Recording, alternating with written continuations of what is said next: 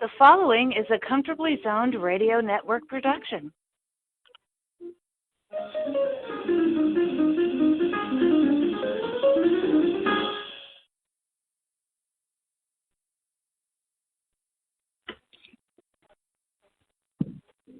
Thank you, Taliesin. We are back. New York Mets in the zone. I'm Ralph Tycho, and two of the three Mavens are here. One to arrive shortly. Robert Cole, how are you? Doing good, Ralph. Thank you. Good. And Marty Rose. Fine, Ralph. Doing well, thank you. Good. Stay that way, both of you.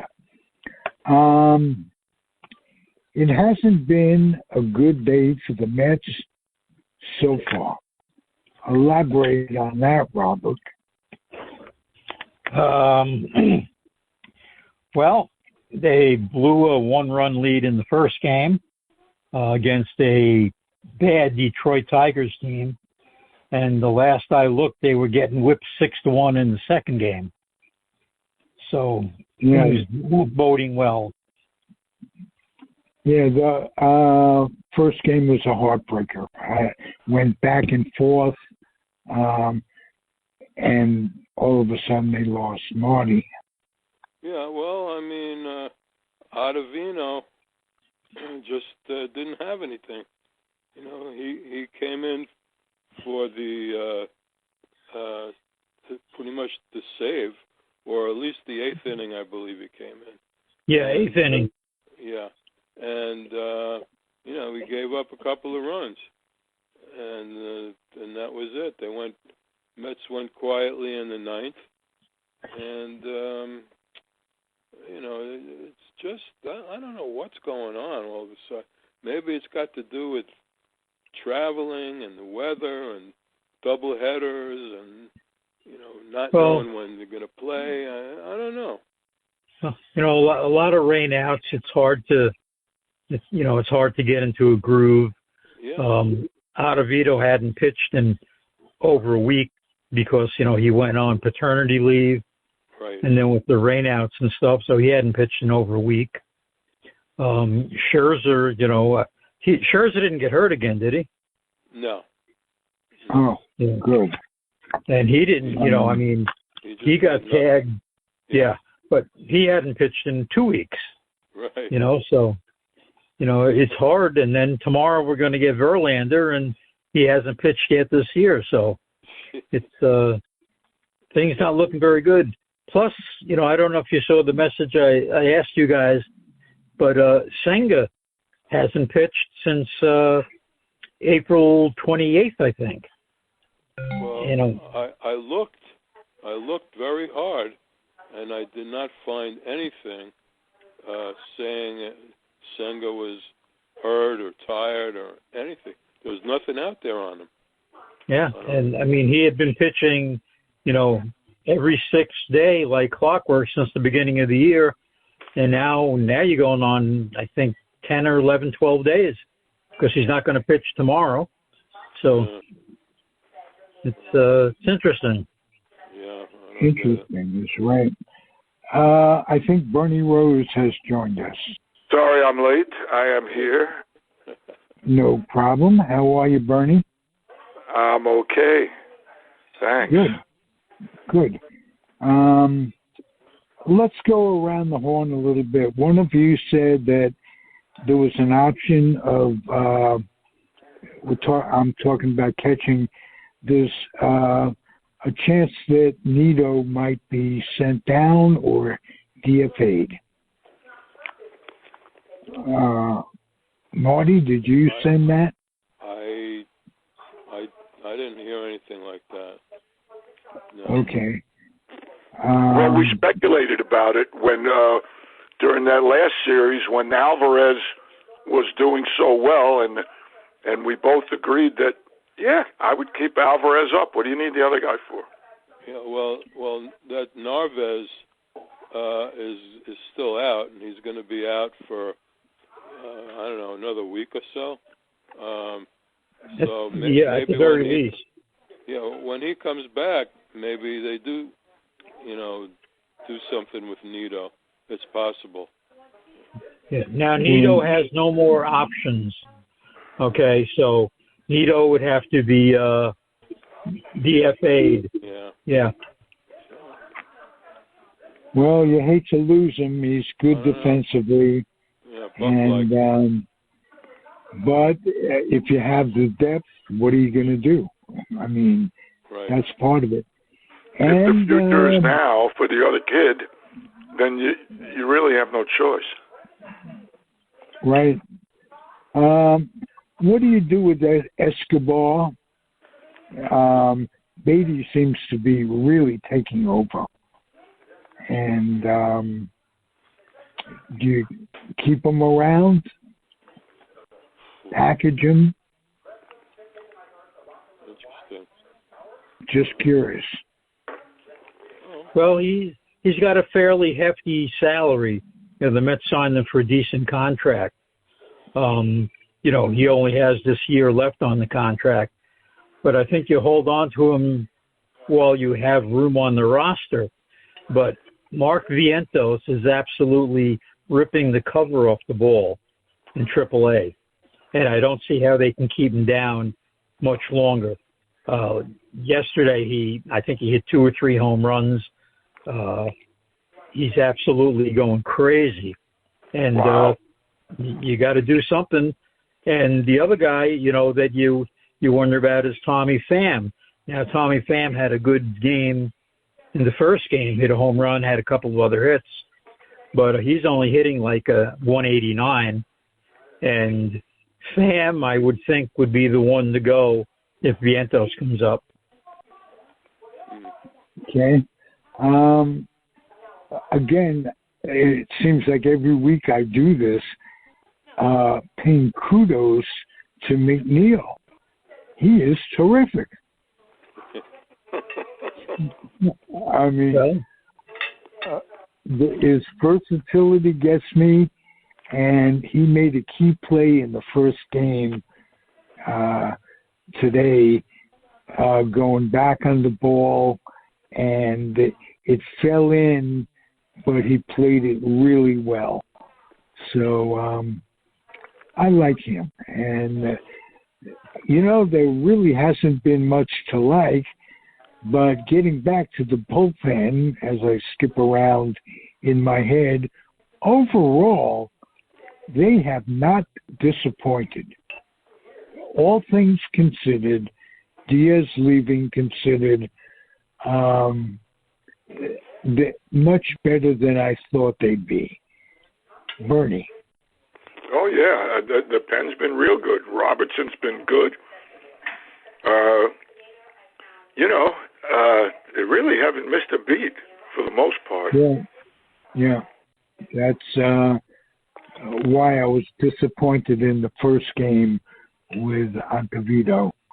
But that happens. These guys are not robots. They're human beings. And like you were saying, or everybody was saying, the weather has played havoc.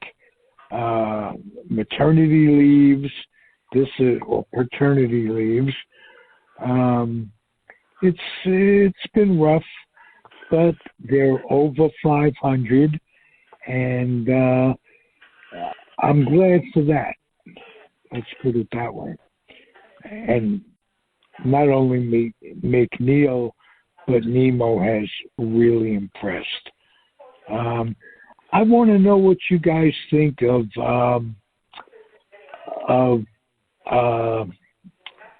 what's his name in right field, how he's doing. Marte? Marte. My brain is Marte. But he was unsure of himself defensively today, and I don't know. Overall, what do you think, Marty? Well, last year he was great. I mean, they really missed him that whole month of September when he was hurt. This year, he hasn't shown that much yet. I mean, he has like 5 or 6 stolen bases, but he's not hitting with power. He's still a good fielder, but he's definitely not what he was last year. But again, the schedule they're playing and the rainouts, people can't get in a regular groove, in my opinion. It's just too much waiting around. These weird double headers, rainouts.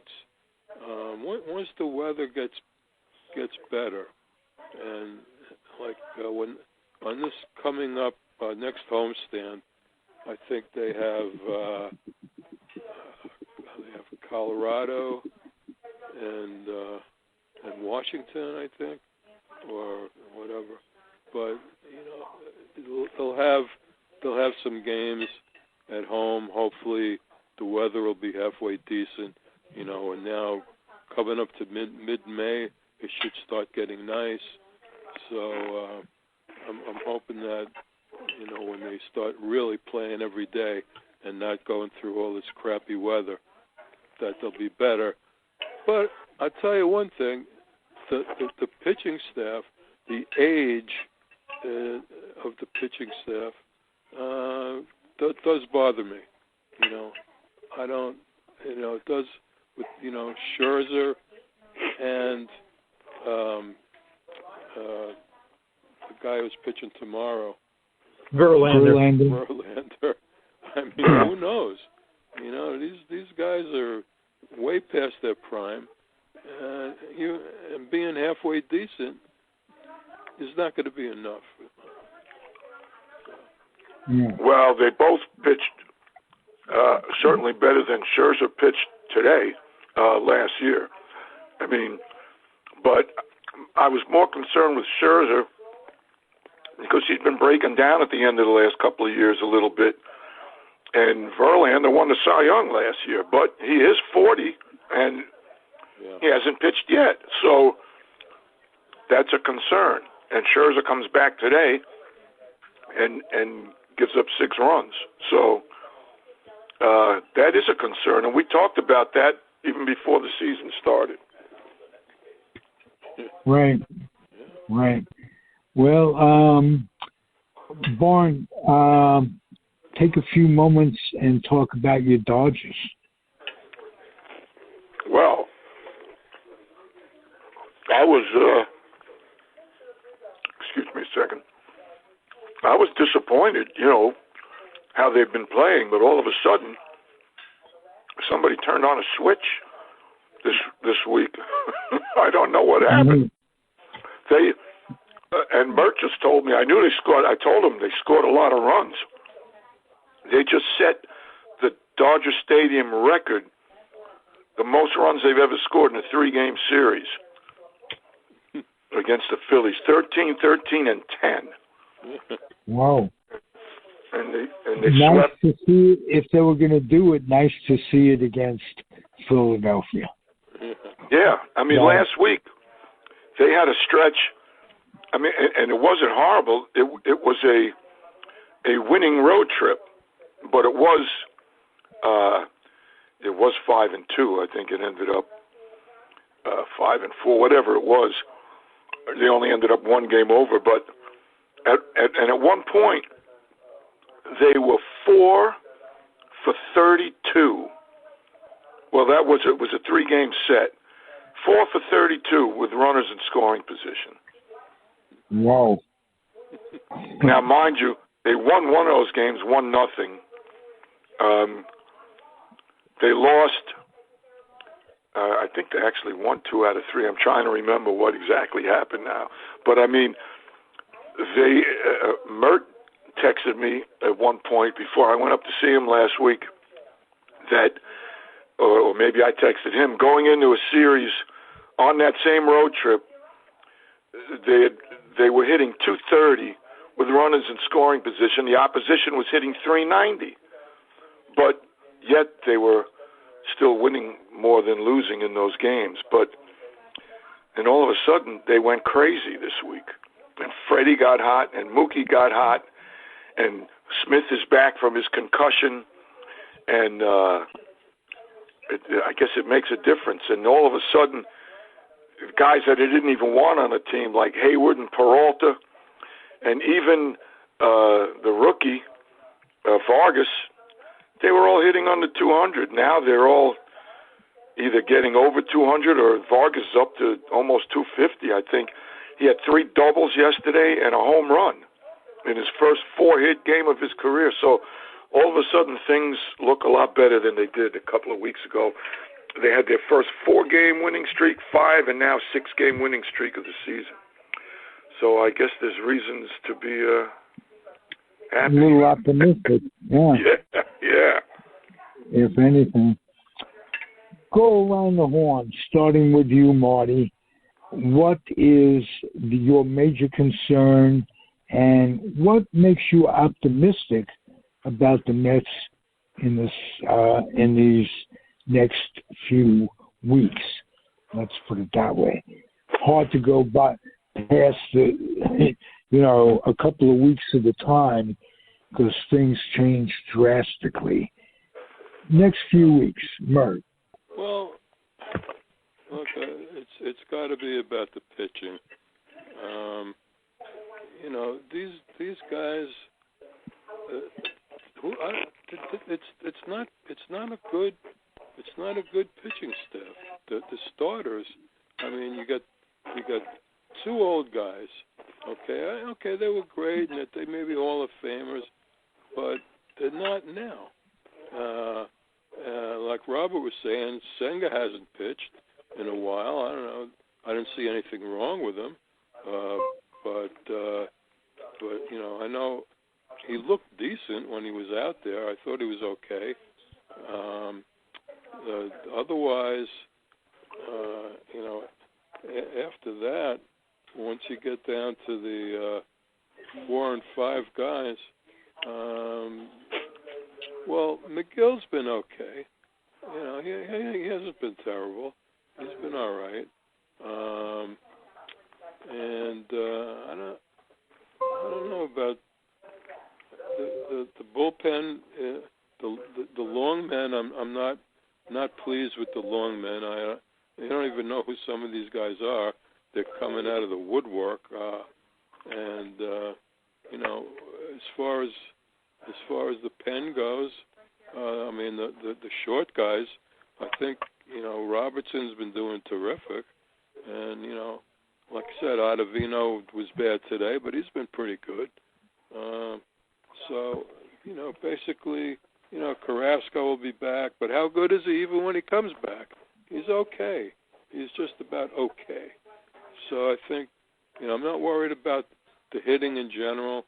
I think like everybody in the lineup can hit, but it's the starting pitching and the long relief that is going to be a burden.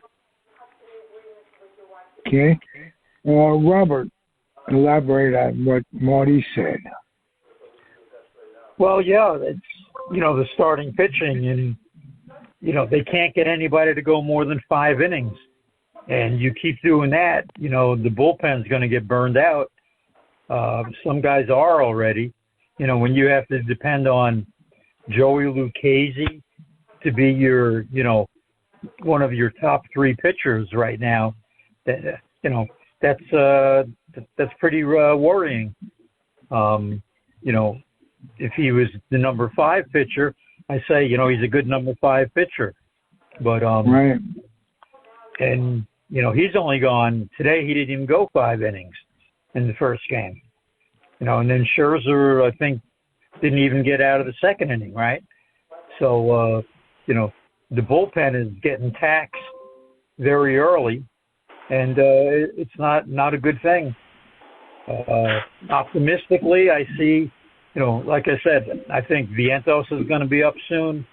I think probably Mauricio is going to come up, and maybe them they can kind of give a spark, just like the Braves last year brought up a couple of young players, and they were very good. Beatty looks like he's the real deal. And, maybe the young guys are what they need to kind of give that spark. Yeah. Hey, I'll interject something with Beatty.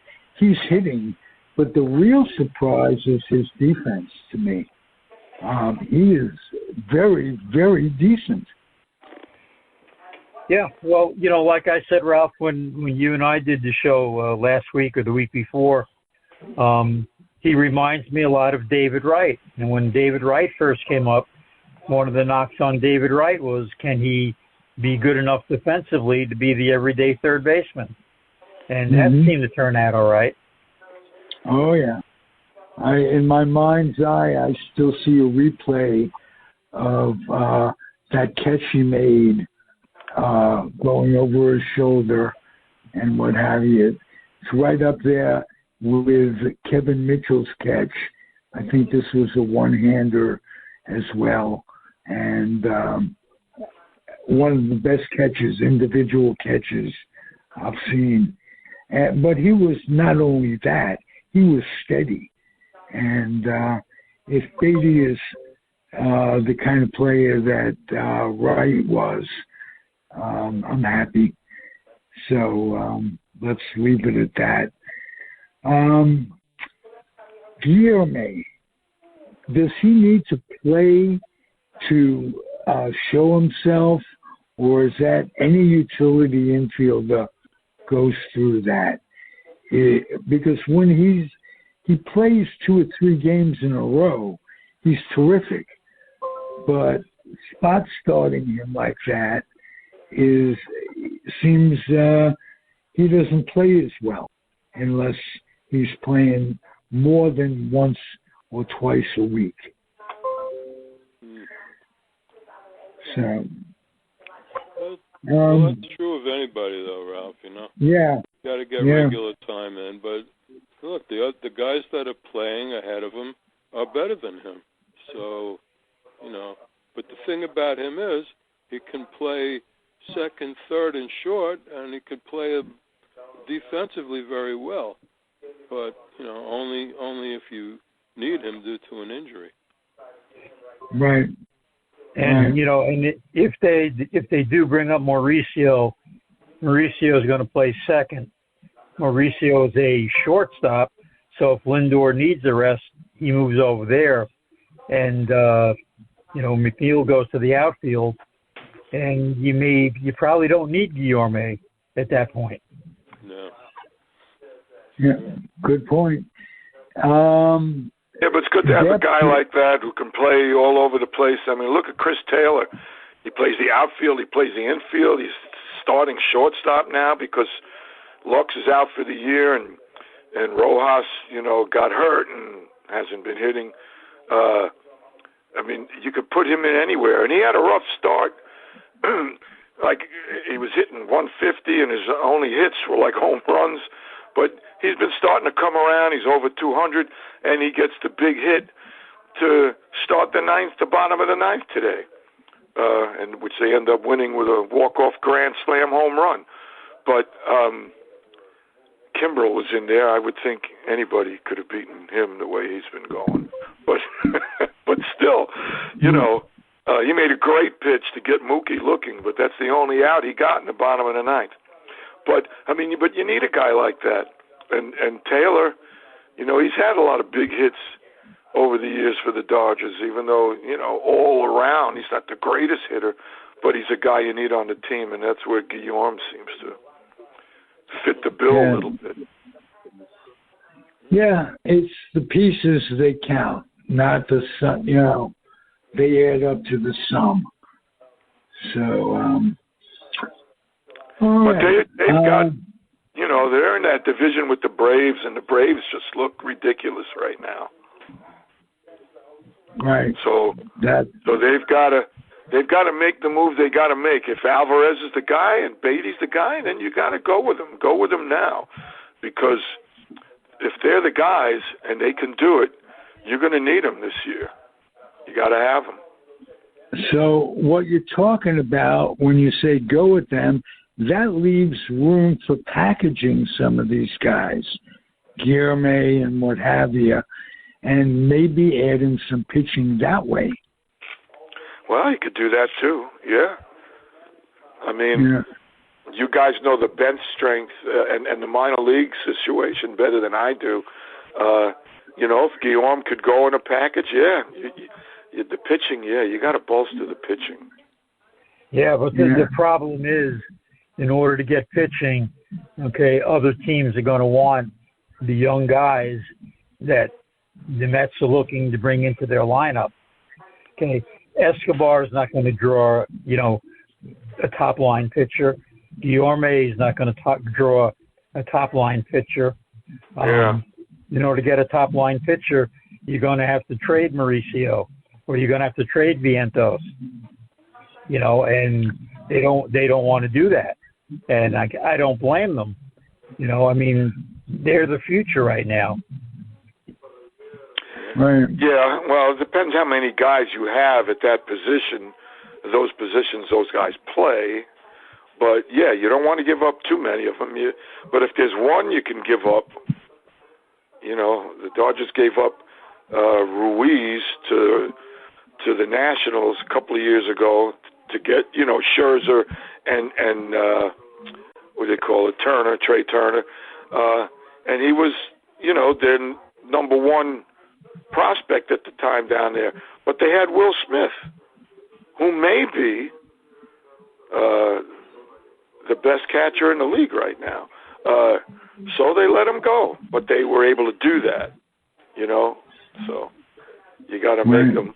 You got to think of who you have and where you have them, because the Mets lineup, they're pretty solid. These guys are not old, because they're going to get expensive. They already are, I guess, to some degree. But the lineup's pretty solid. You fill it in here and there, and you're good to go. Alonso needs a new contract after this year. Right. Can't let him go. Canna will be gone. So left field's going to be open. I'm not sure about Marte, if this is the last year of his deal or not. But if it is, then one of these young guys could play right field. Look, learning the outfield is not that difficult. If this is the last year in his deal, you trade him. So, we'll see. Do the Mets have any pitching prospects that are phenoms coming up, even if not this year? I'm just curious what the future will bring. Yeah, they have a couple of guys in the minors. They're not ready yet, but they're also guys that every time a trade is mentioned, they're mentioned by the other team. So, we have to see what happens with that. Okay. Anything that any of you would like to talk about that comes up in your head that to close it out?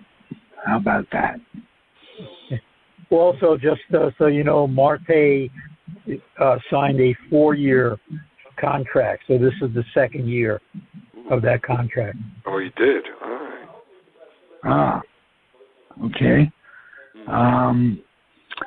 Bernie, anything on your mind?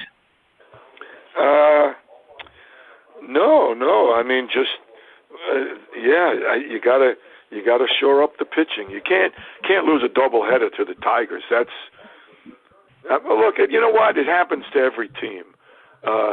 They have their shortcomings every now and then, and they lose a series to a bad team. It does happen, but that hurts. So they're going to have to look ahead. They're going to have some big decisions to make if Scherzer doesn't do it. I mean, is he a guy that you're going to say goodbye to if he keeps pitching like this? Probably not, but I don't know. You got too much money there to say goodbye to them. You got to keep hoping for the best either way. You don't want some other team paying him the minimum, and he goes like hell, and all of a sudden you end up looking bad. That way, these guys get a lot of slack. Verlander, not so much as Scherzer, because he's really never been here. But Scherzer had some terrific moments last year, and just gotta hope for the best sometimes. He can turn it around. He could. You can write it off as a long layoff. It was a long layoff. Mm-hmm. See how he is the next time out. On his regular rest. Absolutely. Even for a hitter, look at Muncy. Muncy was hot as hell. He was ripping it up. He tied and even actually passed Alonso for the NL lead in home runs. He raised his average like a freaking 100 points because he wasn't hitting so great. He was hot as hell. Then he goes on paternity leave for 3 days or 4 days, whatever it was. He comes back. He couldn't do anything for a week until today. So that was good. But it just goes to show you, you might be right, Mert, because he was off. He was suspended. Maybe that's all it is. Yeah. Right. Let's hope for the best and prepare for the worst. How about that? Well, they're not the New York Rangers, are they? No, and they're gone. The New York Knicks have lost a game or two. I think it was just one, but they won yesterday. I didn't even know they were playing. The Knicks are fine. They're 1-1 in the second round, so they're fine. Yeah. Okay, Robert, did you listen to the credit you got on the Sam Stith interview? Yes, I did. My head got really big, and I started strutting around the house a little bit. Well, you tell your wife who you are, and mention comfortably zoned to her, and see if that doesn't impress her with who you are. There you go. And I hope you have more luck than I have with Callie with that kind of talk.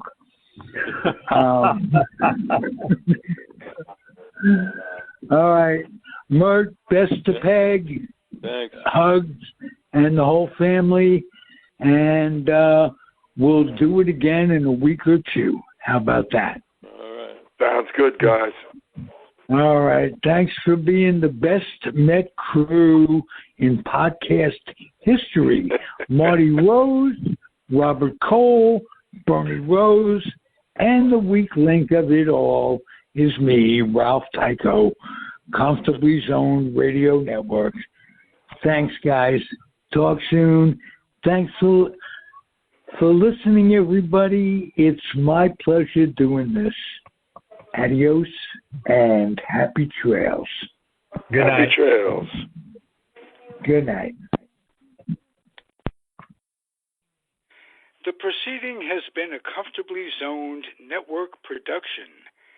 You are advised to keep your dreams wet, your humor dry, your children and grandchildren out of military recruiting offices and off the laps of clerics who wear dresses. Thank you for listening, everyone. Happy trails.